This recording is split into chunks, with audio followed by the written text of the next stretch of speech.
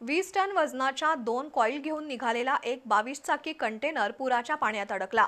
कागल तालुक्यातील बानगे इथल्या चौघा कार्यकर्त्यांनी कंटेनरमध्ये अडकून पडलेल्या चालकासह दोघांना सुखरूप बाहेर काढलं। मंगळवारी मध्यरात्री ही घटना घडली। दरम्यान पुराच्या पाण्यात कंटेनर घातल्याबद्दल चालकावर गुन्हा दाखल करण्यात आलाय। 22 चाकी भला मोठा कंटेनर 20 टन वजनाच्या 2 मोठ्या कॉईल घेऊन मुंबईहून केरळच्या दिशेने चालला होता। मंगळवारी मध्यरात्री 2:30 वाजता हा कंटेनर कागल तालुक्यातील बानगे सोनगे दरम्यान वेदगंगा नदीवरील पुलाजवळ पुराच्या पाण्यात अडकला। वास्तविक या रस्त्यावर पाणी आल्याने हा रस्ता वाहतुकीसाठी बंद करण्यात आलाय। पण कागल जवळचा सीमा तपासणी नाका, कोगनोळी टोल आणि सीमा तपासणी नाका चुकवण्यासाठी चालकाने कागल निढोरी रस्त्यावरून हा कंटेनर बानगेकडे नेला।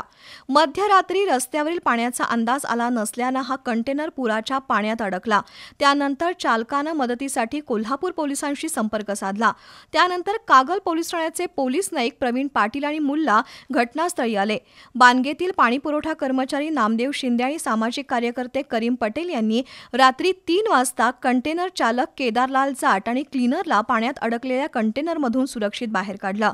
त्यासाठी माजी सरपंच युवराज पाटील आणि सामाजिक कार्यकर्ते भगवान पाटील यांनीही सहकार्य केलं। दरम्यान रस्त्यावरील बॅरिकेड बाजूला करून कंटेनर पुराच्या पाण्यात घातल्याबद्दल चालकावर कागल पोलीस ठाण्यात गुन्हा दाखल झालाय।